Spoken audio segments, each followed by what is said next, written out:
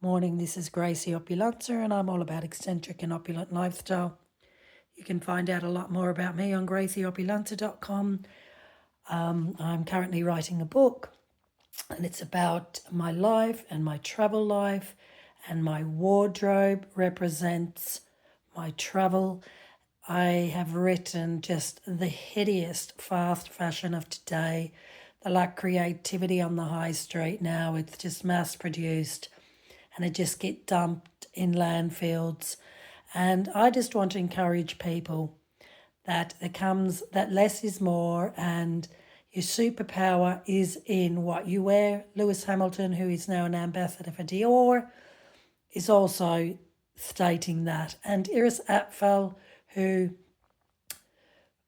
lived that beautiful superpower of fashion and collected years and years of her life. What does that mean? What does that do? What does it produce in the life of everyday living and success in business and in mental health? You'll be surprised what you wear will dictate your day, your hours, and your future, and whether you live in where you live and what you eat, and poverty versus wealth. That's defined for me in the clothes, the richness of the clothes, the artisans I meet, the stories I tell. I've just uploaded a video on how to wear Asian skirts for Western women. Sin, S-I-N-H, is a word Laos skirts are called. And when I was in Laos, I found this beautiful traditional jacket. You're probably wondering, but how can you wear that every day? How can you wear it in the West? I wore this at Florence, Pitti Uomo. No one in the world had this. This is my superpower. My message is that when I walk the streets of Rome, Florence, or Arezzo or Lucca, people always gravitate to me and ask, where did you get that from? It's a call to action. It's my business card. It's my unique way of illustrating who I am. And I know for a fact that no one to date has this coat. Now, the embroidery, the love of weaving, the traditional weaving using looms is still very prominent in Laos as it is in Vietnam. Silk, cotton is also grown in Laos and it's also grown in Vietnam. And the fusions of the two, because of the war, is intimate and very, very profound. Now, if you're going to Laos, Luang Prabang is amazing. I'll be returning there in December and I'm there for a month, and I'm going to really, really go into detail of finding out a lot more about these traditional hand woven tapestry. You could look, for me, I could hang this up, which I do. This is the sin skirt. This is the traditional Laos weaving skirt that I'm using currently as a bedspread, but whenever I want to use it, I'll wear it. Look, this is all done by hand. Look at this. And it's so unique. It brings me joy. It really looks fantastic also in the Tuscan villa. Just have a look at this. I don't know what this coat is called. I will find out when I return. I can't even find it on Google. If you know what it's called, let me know. All done by hand. These really, there are gorgeous boutiques in Luang Prabang. These will command up to $600, $700, $800 US. You just got to find. I found this in a little alley and got it at a fraction of the price. But that's not what it's about. I think it's definitely worth it. It's just how you would wear it. Look at this, attention to detail. These are gorgeous. You know, it's not like perfection sewing, but that's in the charm of it. That's in the story of it. That's my superpower.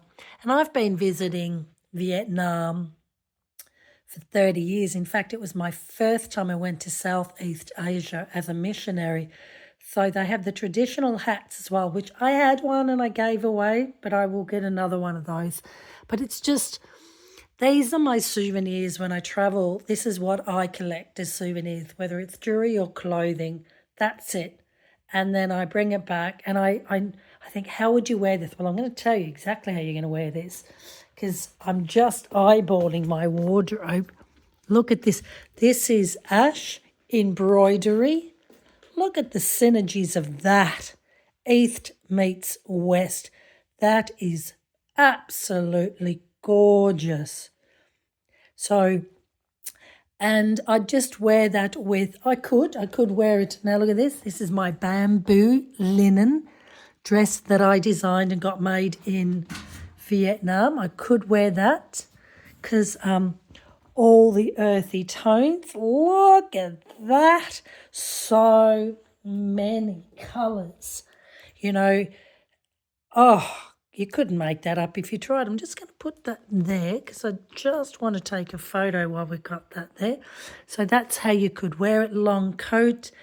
Or you can just wear it leather leggings, right? Plain leggings with it. I'll just move that. I had this all made bamboo linen, had it in Vietnam. I'm returning back to Vietnam and going to really, really embrace a lot of Vietnamese and Laos tapestry, hand woven fabrics, and really bring it back to the West. And just for me, because I am exhausted and deflated of the fast fashion that I'm seeing. This is a 11-year-old wardrobe. I lost everything in a house fire, and most of this is pre-loved wool, silk, cotton.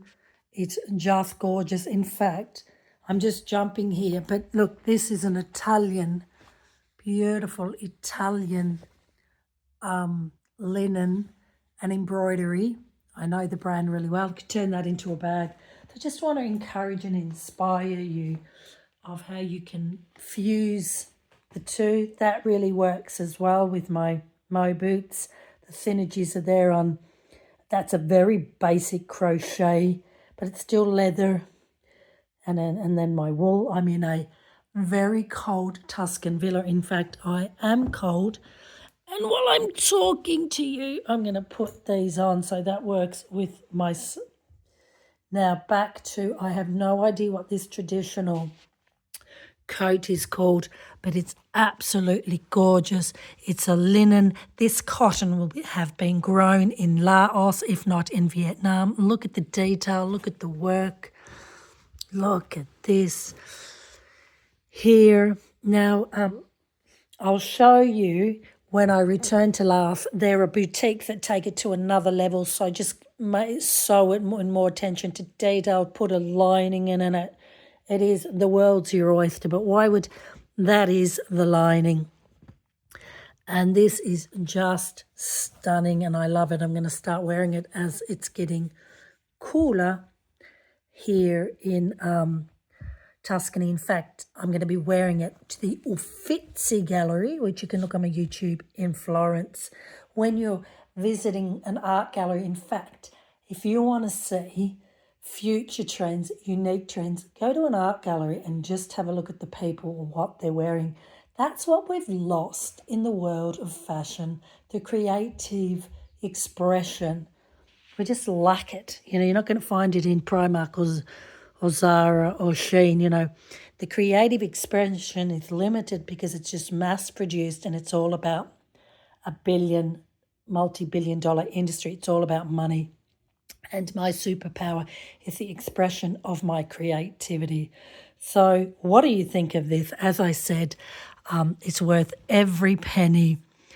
I don't know why they do this, but I'm going to find this out in a lot more detail when I return, because I see it often. It's like that they cut it, and I really find why it's done. Now, on my YouTube, if you put in Laos, you'll see the looms, the bamboo looms and the wooden looms, and how this is all put together and why it's so worth investing and buying and wearing.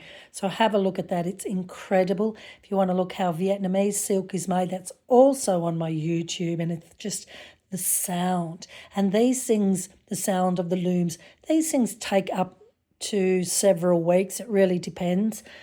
I will also do a detailed video of, I have another skirt. So there is the machine-made ones and how you can spot the difference. Because if you're going to go all that way, don't go buying the machine ones. Go and buy ones like this that are made by the